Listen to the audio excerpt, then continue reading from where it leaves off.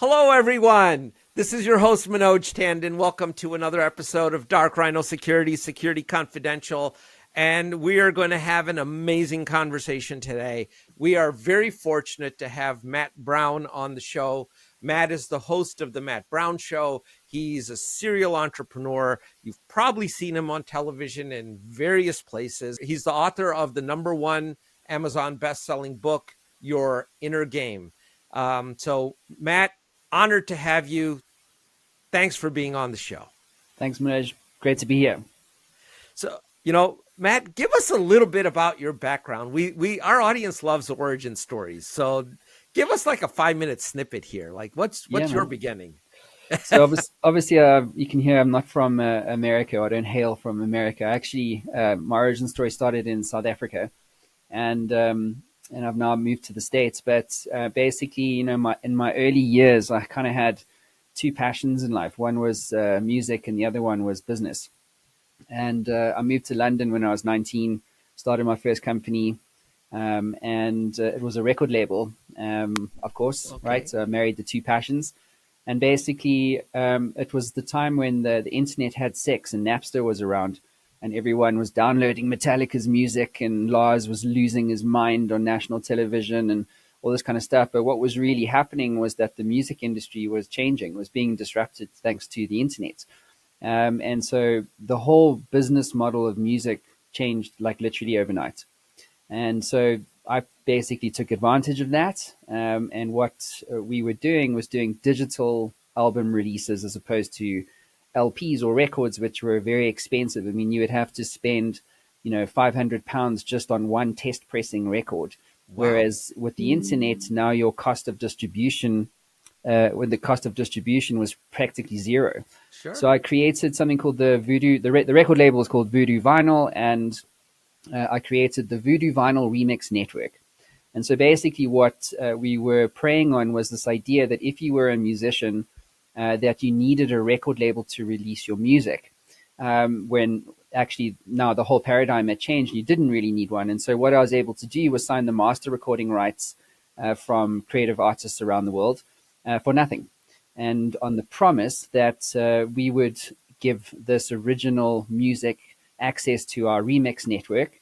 And what they would do, it was essentially take your sounds and create new versions of your original song. And then what we would do is select the best records or the best remixes, and then we would release them. And so we were releasing like 120 digital albums a year. I was DJing in clubs and all sorts of things around Europe and Ibiza and so forth. And I was just living the dream. And and so but I kind of got tired of the whole music business, and the whole thing. Just that there was something about it that didn't light me up, and so I sold that company when I was 26. And so, if you sell a company when you're 26 years old, you think you can walk on water.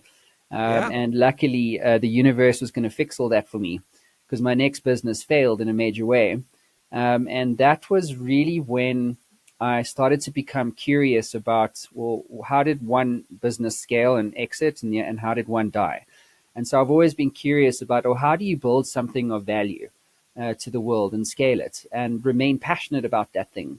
And really, it was also kind of like a springboard into everything that I did afterwards. Because if you fast forward, a few years or 10 years, started the Matt Brown Show podcast, and that was all about just having conversations with business leaders to really help myself first and foremost understand, well, how did they become successful? What did they go through? What kind of suffering did they go through building this thing of value?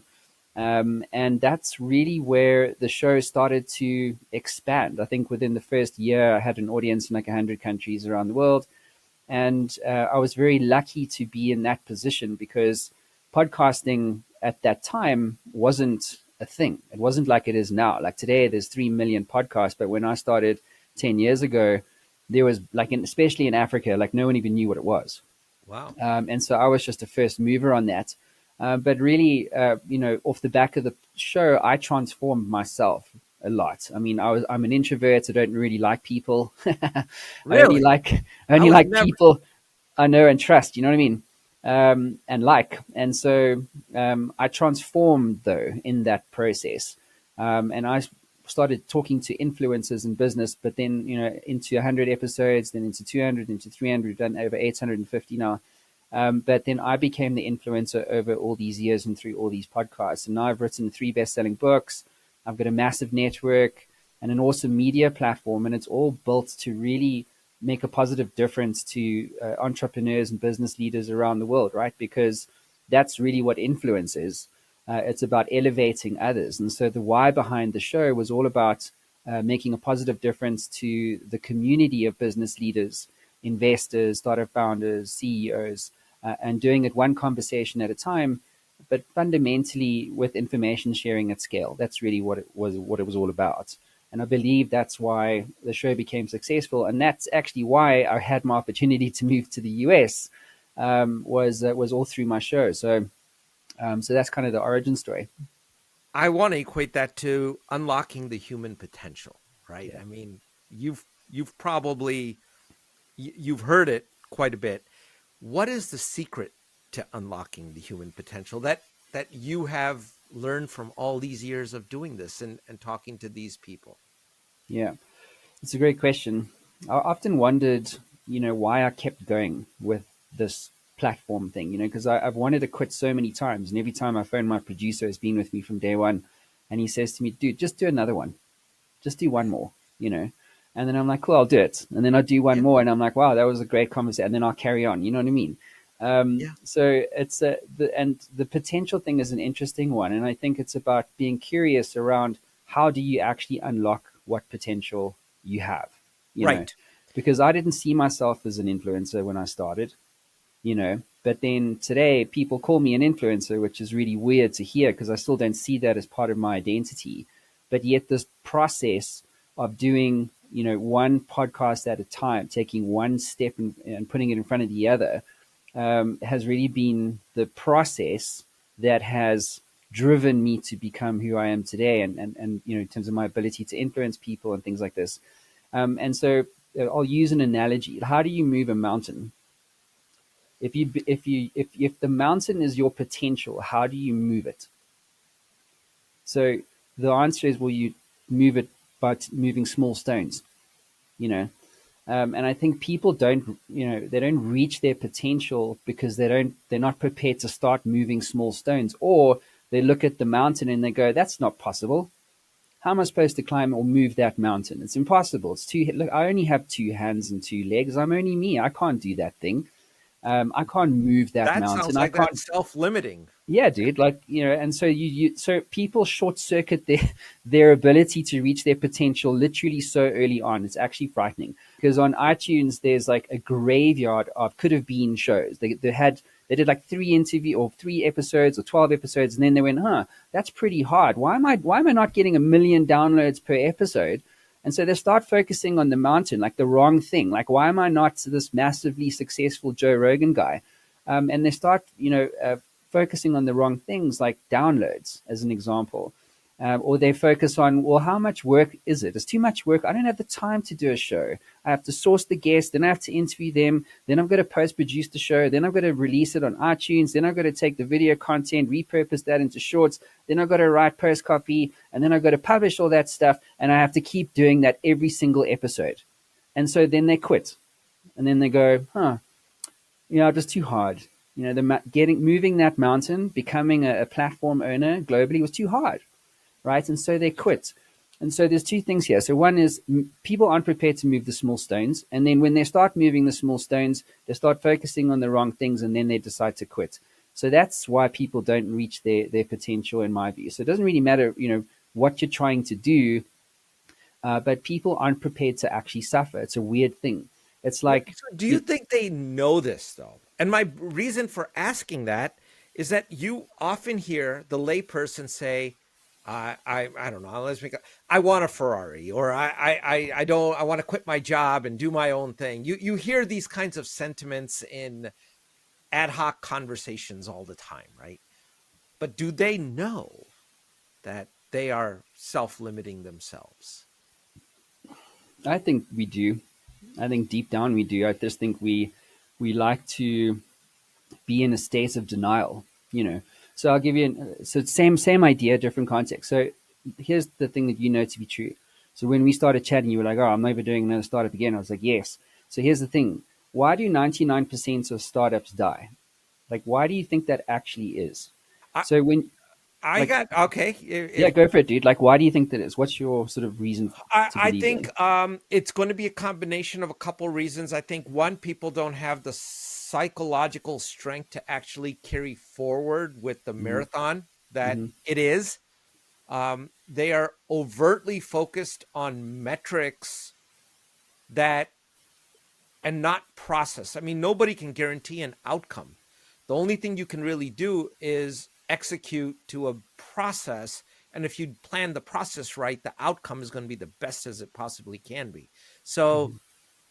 I don't think people do that. I think I see a lot of, let's, I hate to say it because it's going to be heresy, that it's goal setting, and they're going after the goal and they say F the journey. I mean, Yeah, yeah, yeah.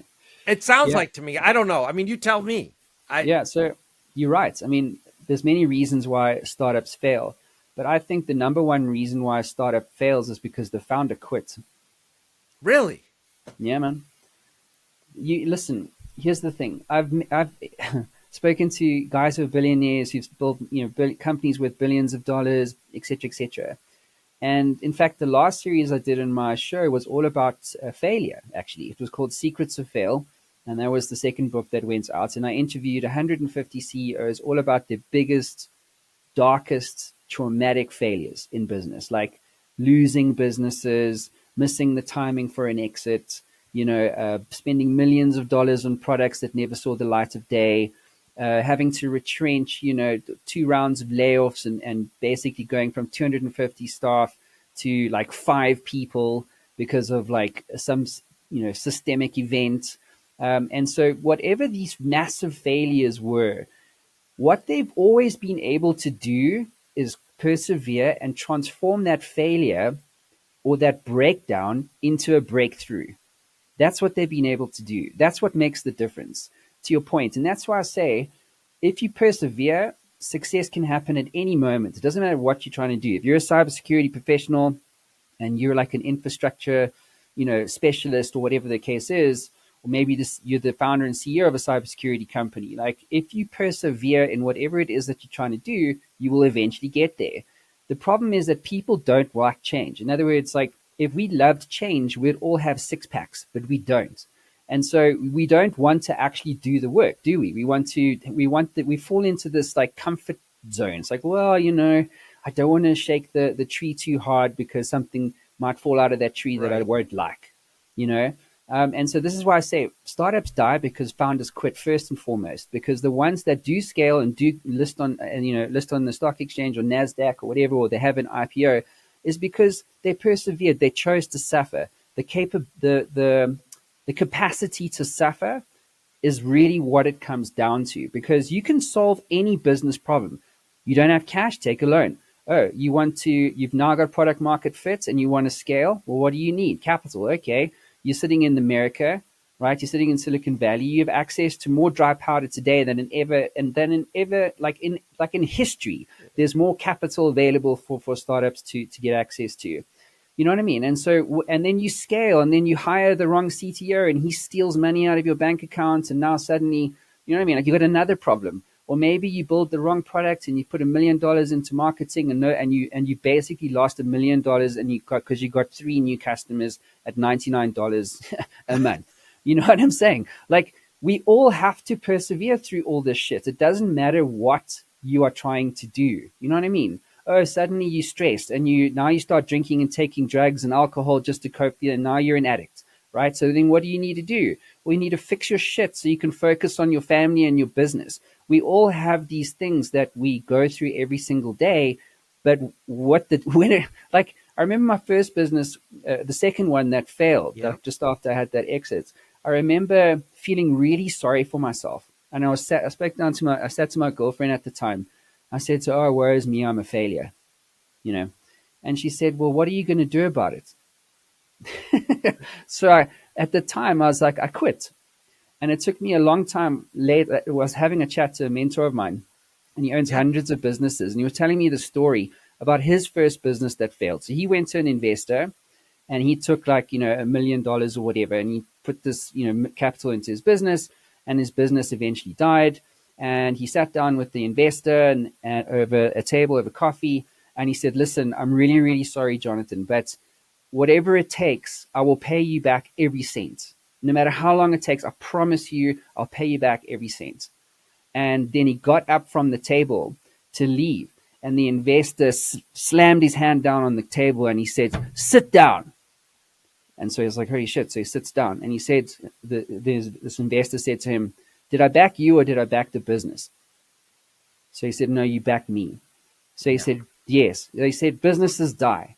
But if you walk out of that door, that's the only time that you fail."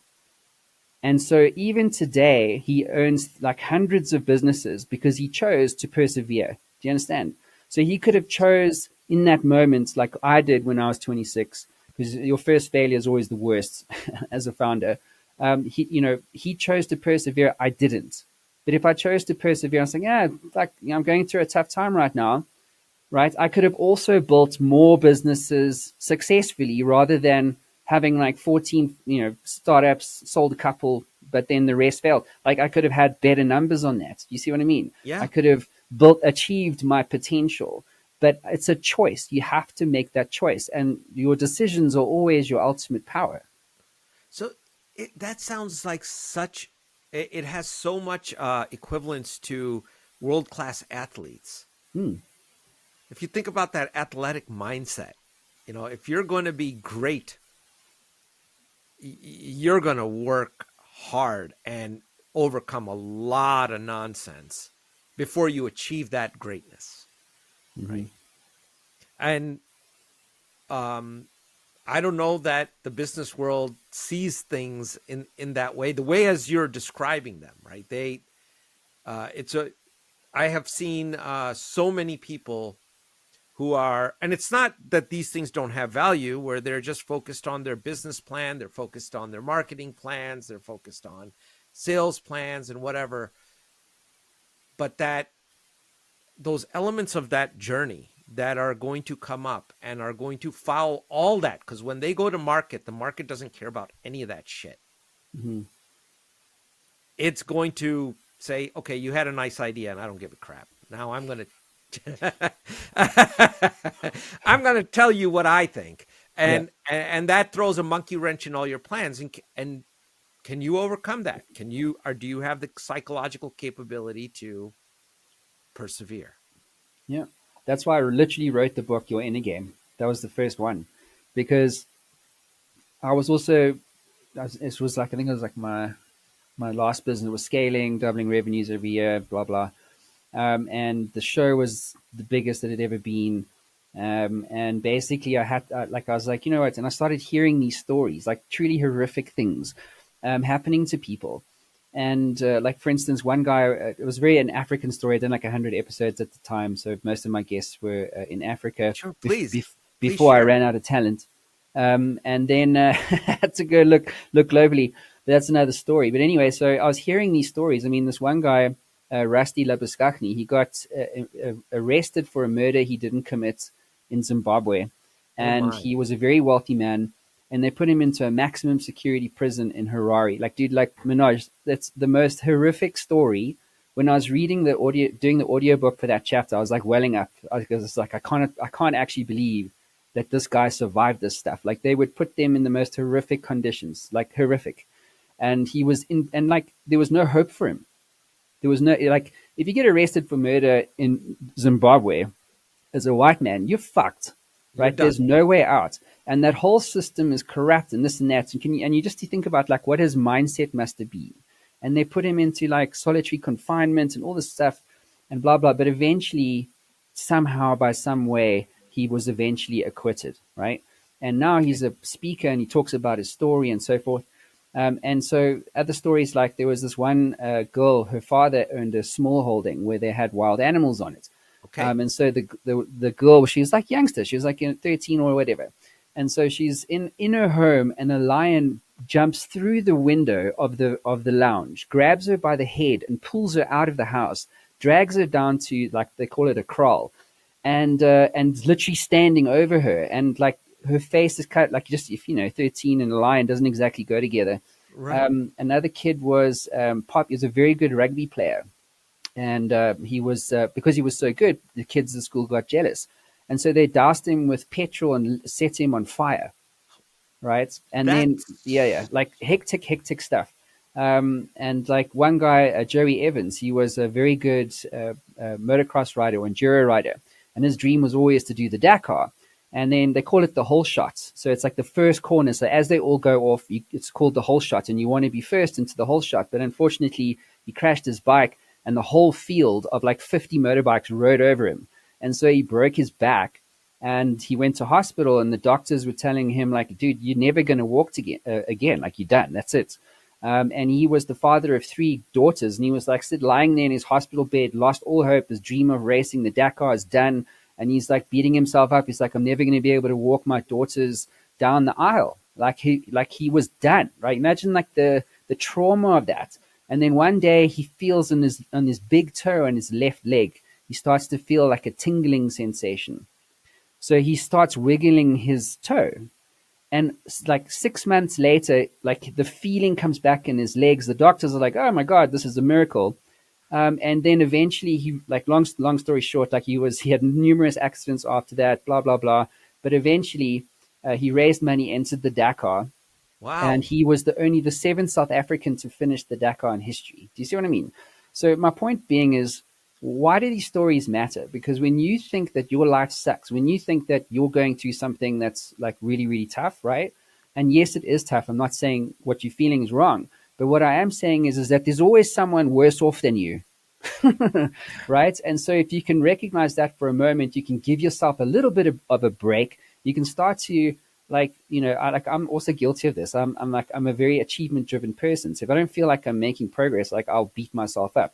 So stop doing that. Like, be kinder to yourself and recognize that we're all in this journey of suffering. And in fact, in life, I believe that all we actually have is suffering. Like, in 365 days a year, use 365 days of suffering. And maybe there's like 3 days a year where you feel truly elated, but otherwise it's all suffering, right? And so this is the reality. And so if we can surrender and accept to this journey that we're all on, then we can be more comfortable with it. You know what I mean? We can find meaning and purpose in these things that we're trying to build for ourselves.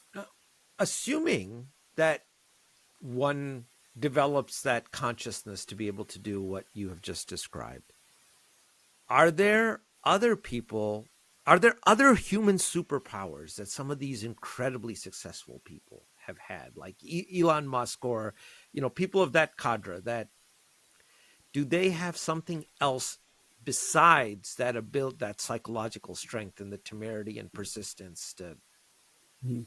get Yeah, it they're done? hungry. They don't, they don't, they don't see themselves as successful unless they're hungry. That's pretty much a big one for me. So, What like, drives them to stay what drives hungry? them? Contribution, actually.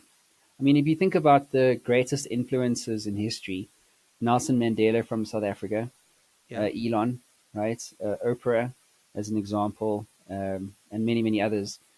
But what do they all have in common? And this comes down to how you define influence. So if you ask 10 CEOs, like, what is influence, you'll get 10 different answers. And so if you can't define it, then how can you cultivate it and use it? So when so when I moved to the US, I kind of lost all my network, and I basically had the show, and I was like, shit, I need to do something. So I sent 1,000 emails, and this is a story that's setting up why what influence is and why it matters. Is that I sent 1,000 emails to these startup founders in California only who had raised $1 million or more in the preceding 12 months. And I sent a very simple emails like, hey, my name's Matt Brown. I'm the host of the Matt Brown Show. I've have had Steve Blank, Jeffrey Moore, all these super ding dong thought leaders in the startup space on the platform, and I'd Yeah. like to give you some free PR exposure. Here's the Calendly link. Goodbye. Yeah. So when I went to bed, I woke up the next morning and I was horrified about what I saw. There were 190 booked interviews. Couldn't believe it. Wow. Yeah, man, I couldn't believe it. I was like, shit, what have I You done? scored So gold. yeah, man. And so for the next 6 weeks, from 9 a.m. to 5 p.m. for 6 weeks, Monday to Friday, that's all I was doing, was interviewing these visionaries, which was amazing in and of itself. But I sat back and I asked myself, like, why did that work? Like, what was that? What do you call it? And then I was like, shit, you know what it is? It's actually influence. And so here's the thing with influence. Everyone's trying to commoditize you. Like no matter what you're trying to do, you want to sell cybersecurity? Oh, you're just another cybersecurity firm. And so the Yeah. same applies to influence, right? So people think, oh, influence is what? Influencer marketing. It's like, no, it's not. Influencer marketing is about self-enrichment. You're getting paid $10,000, $15,000 to promote a product you don't really use just because you have a million followers on Twitter. It's rubbish. It's about self-enrichment. But true influence is about elevating others. That's what Elon does. Like, what is SpaceX trying to do? Well, multiplanetary species. Why? Because he wants to elevate humanity. Same thing with Tesla, right? Blah, blah, blah. Nelson Mandela, he was in prison for like 32 years, dude. And so when he left prison in 1994, South Africa, he had a choice to enrich himself, which there was a He had a lot landslide of victory for him. opportunities for that. Dude, yeah, but he did not do that. He became one of the best statesmen in history, because he made the choice to elevate South Africa and its population, right, in a way that was positive. And so this is what influence really is. It's about elevating others.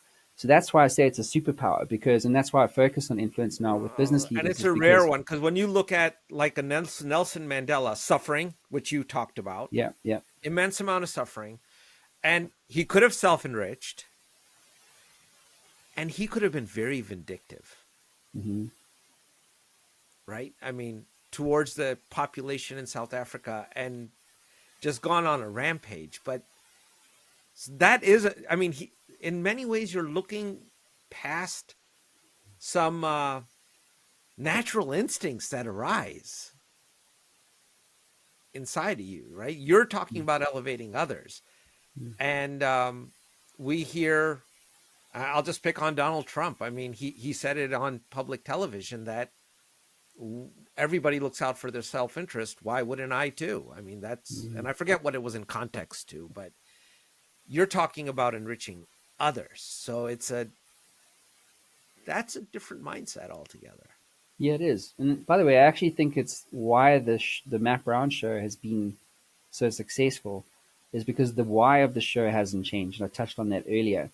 But again, it's a choice, right? If you believe that you have a superpower, and that superpower is your ability to influence people in a positive way, then things start to change for you, genuinely. Here's another story. So when Logan Paul launched Prime, in his drink Prime in Europe, they had organized this event, and basically they gave them all Prime bottles, the whole crowd there. Okay. And and he said, listen, on the count of three, what we want you to do is we want you to throw these bottles at us on the stage. But obviously make sure they're empty because we'll get hurt. But Yeah. on the count of three, throw all these bottles. So that's what they did. And when you saw the video, it looked like the launch of Prime went south. Like they said something wrong, and the crowd was reacting because they're all Coke fans or something, And so, so basically, then what happened was that the media in the US picked up on it, and then of course social media, and then it went viral.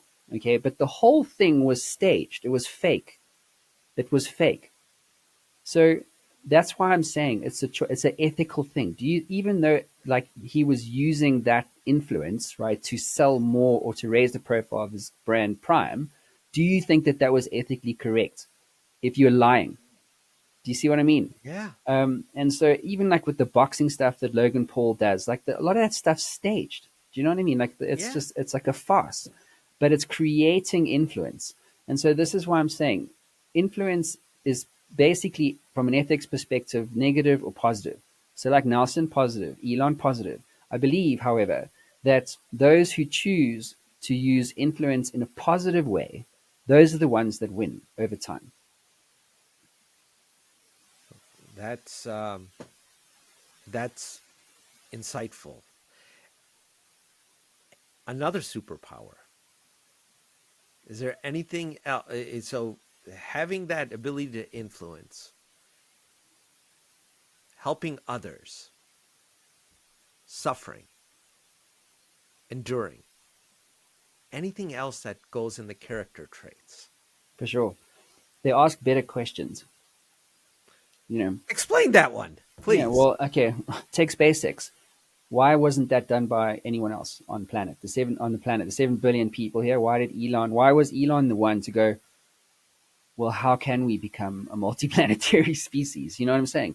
People weren't thinking that way. They weren't asking the right questions. And so I believe also that, questions govern our lives more than we think we know.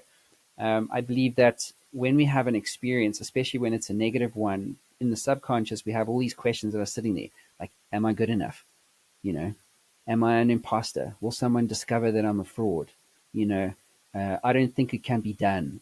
Well, I'm not the one to do it, right? And so when we have these negative experiences, they bubble up into the surface, and suddenly you're crying over your supper with your family sitting around you because you believe that you're a fraud or you're an imposter or you're not good enough, and so questions govern our lives more than anything else. It's the same thing with like networking events. You go to a networking event, and I went to one in Boulder here the other day, and like as an introvert, I hate networking. It's the worst possible thing for me, especially in a loud environment. So everyone's networking. It's like, oh, we're going to meet lots of people and exchange at least 10 business cards because those 10 business cards, like if I can get like one of those 10 business cards to become my clients, I would have made money, and then this networking event would have been a success. So everyone's speedily trying to network, right? And so what do they ask you? What's the one question that everybody asks you the most? Well, what do you do? Ooh, yeah. Right? And then you're like, yeah, I'm a super ding dong podcast host, and I do this and that, and blah blah blah. And so then it's like, cool. And then what do you do? Right? But what's a better question? Why do you do what you do? You know? So like if you think about question structure, why, what, when, how, right? And if you think about which of those types of questions, like what do you do, why do you do it, when do you do it, or how do you do it, which is the one that's more valuable? If you really wanted to understand someone, if you really wanted to understand someone's motivation, the question why do you do what you do, dude? Like, why do you get out of bed in the morning? Why do you do this podcast? Why do you do what you do as a cybersecurity professional? The more you ask why, the more, uh, insight you get to something or to someone, into yourself. And the richer your insights, the richer what you do is. So, like, I was head of strategy for Ogilvy in another life. And as a strategist, when you've got a $10 million go to market motion, you want to be damn sure that what you go to market with is going to resonate. And so what these big agencies do is they work with an insight as a strategist, like a key insight. It's the thing you base everything on. It's like the one thing that your messaging is based on, your creative's based on, your segmentation's based on. Everything is based on this one insight. So how do you get to an insight? So if you imagine a layer of an onion, it's got all these layers. So you say, so why do you do the Matt Brown show? Well, I do the Matt Brown show to make a positive difference to business leaders. Okay, but why do you want to make a positive difference to business leaders?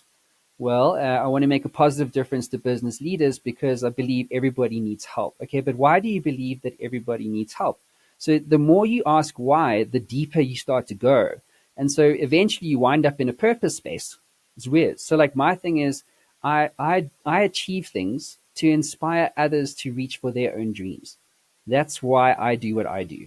You see, but if you don't keep asking why, you kind of play in the superficial level of the onion, and you don't really get to something of real substance. You see, and so this is why I say questions is another superpower. Hence, Elon Musk, and so on and so forth. These are the guys that don't ask like, can it be done? They go, well, how can it be done?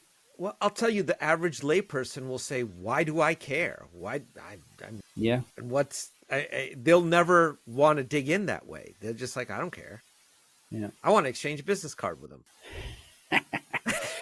This is business cards are such a dated thing, man. It's such a dated thing. They really are. Actually, just on the business card thing, I actually think that the best business card you can ever have is a best-selling book. I got to ask you also one other thing: is of all, in your experience with the hundreds of guests that you've had, has there anybody that's correlated success in life with success in education?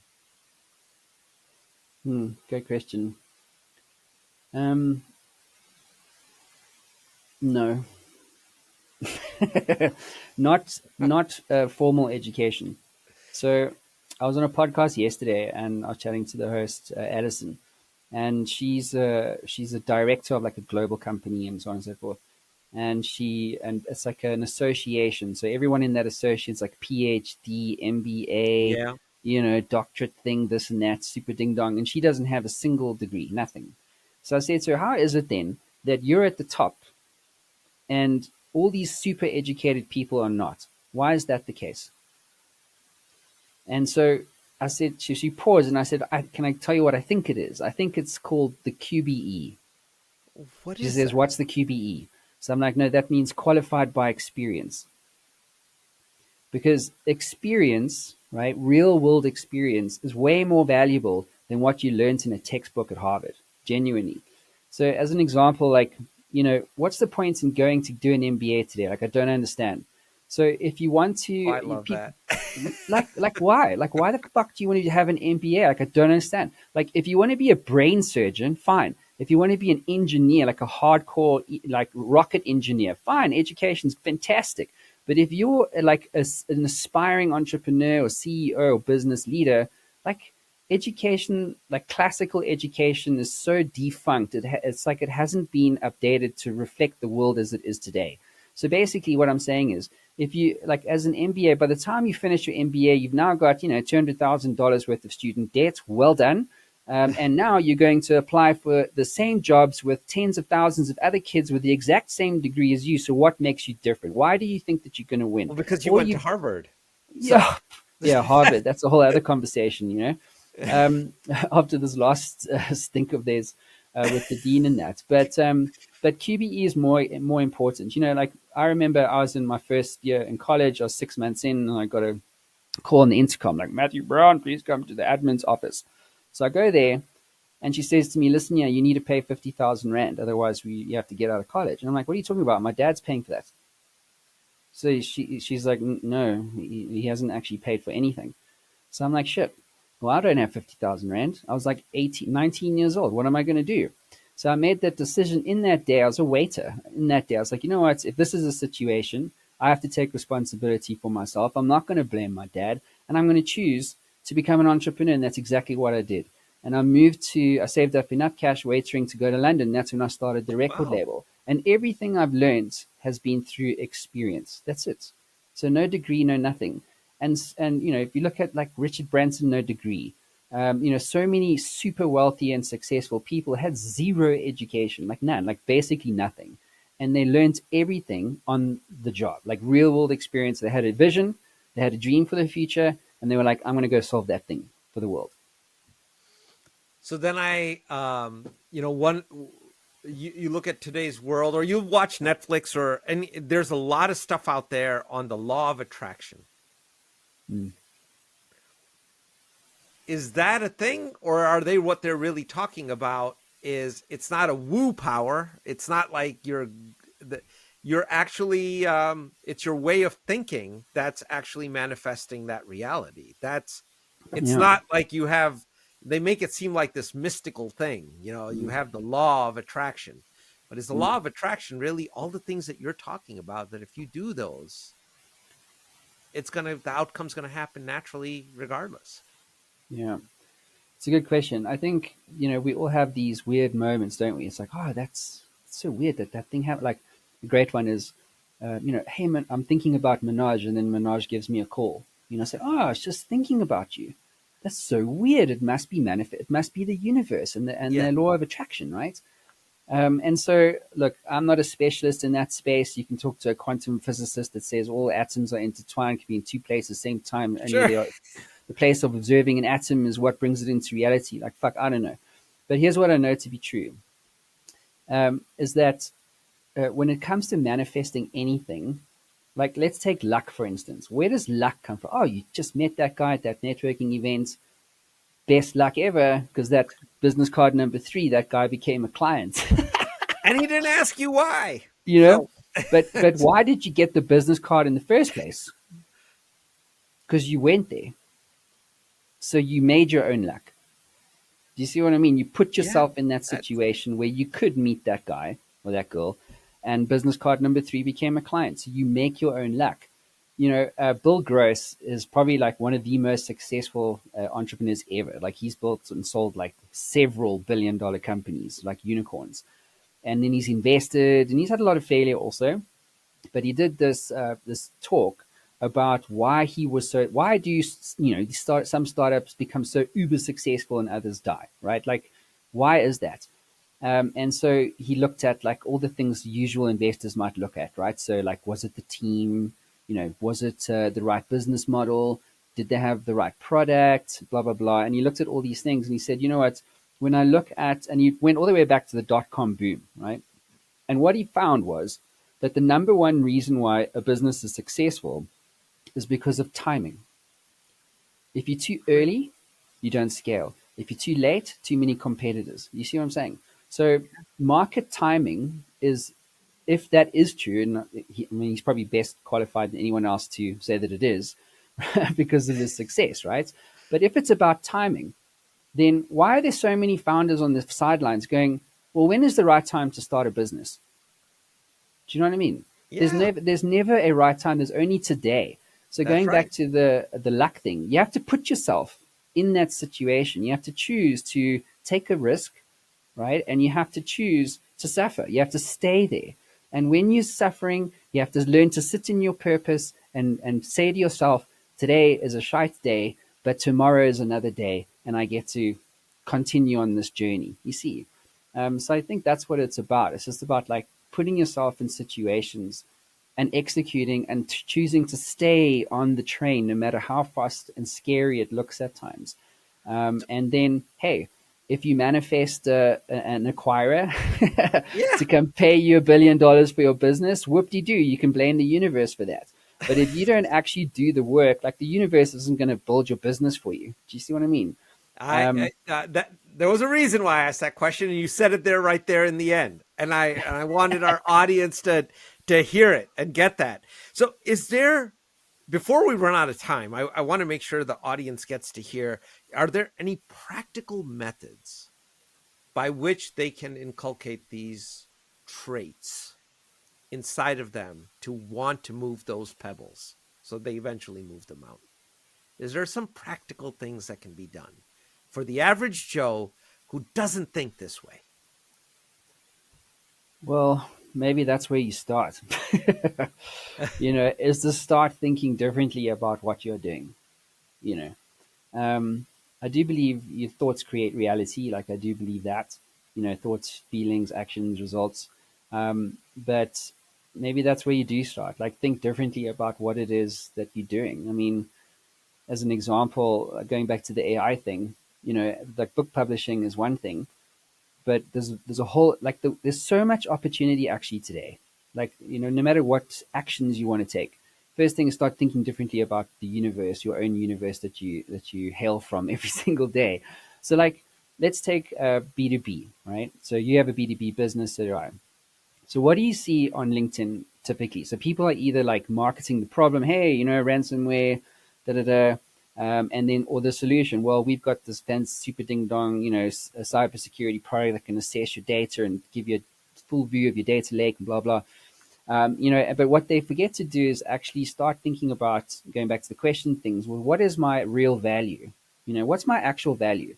So if you take the Mac show, for instance, so if I was to market a problem, I'd go to a CEO and I'd say, hey, you want to get your story out into a global market of business leaders, right? Yes, problem. Okay, solution. What I'll do is I'll interview you for 60 minutes and you can promote the hell out of your business. You can promote whatever you want, but you know what? It's going to cost you $1,000. Okay, so that's like the problem and solution. But what's my actual value? If you think about it, is it the fact that I have a media? Yeah, not really. But my real value is in the 850 interviews that I've done with these super successful guys, the failure stories, the thousands of stories and data points and tips and growth hacks and perspective, right? That's really what the value is. So if you think about what my audience is, like business leaders trying to build things that matter to the world, right? We all get stuck. We all on our journey of suffering, and so we all need help along the way. So what we've done now, going back to start thinking differently about the world and that you inherit, right? So with AI, what we've now done is we've taken all of the transcripts, all my books, all the thought leadership videos, pretty much everything I've ever done, and we've loaded it up into a custom GPT app called Matt Brown AI. So Okay. now, instead of having to, who's got time to listen to 850 interviews? I don't. So, but you want access to the knowledge capital, which, by the way, is not even part of the existing main GPT platform. Why? Because it's my content, it's my knowledge, it's my body of work. So you can't find that shit on GPT. You can't find it, right? But the value of that, think about what that value would be. Imagine if it was positioned like this. Imagine you could get access to the minds of 850 super successful business leaders in a It's fraction of a second. invaluable. Yeah, it's invaluable. So that's why I'm saying. But if you so now, and you can actually get this on my website. You sign it, join the community. It's like 100,000 people there, and you can literally talk to Matt Brown AI. Right? Pretty fucking cool. But none of that would be possible if you didn't, or if I didn't start thinking differently, right, about the world as it is today. And I think we get so caught up in our own, like, narrative and, whatever that stuff is, like, we're not good enough. It's not the right time. It's not a business, whatever it is, that we don't actually start to ask the right question. Well, what could self-publishing look like with AI? That's a good one, or how could it be done faster, much, much faster? And, or how could I influence a million entrepreneurs without being there? I mean, one of the other things that we're doing is we're putting language translation in there. So now I can access the Chinese market. No Chinese consumer is listening to Matt Brown speak English, right?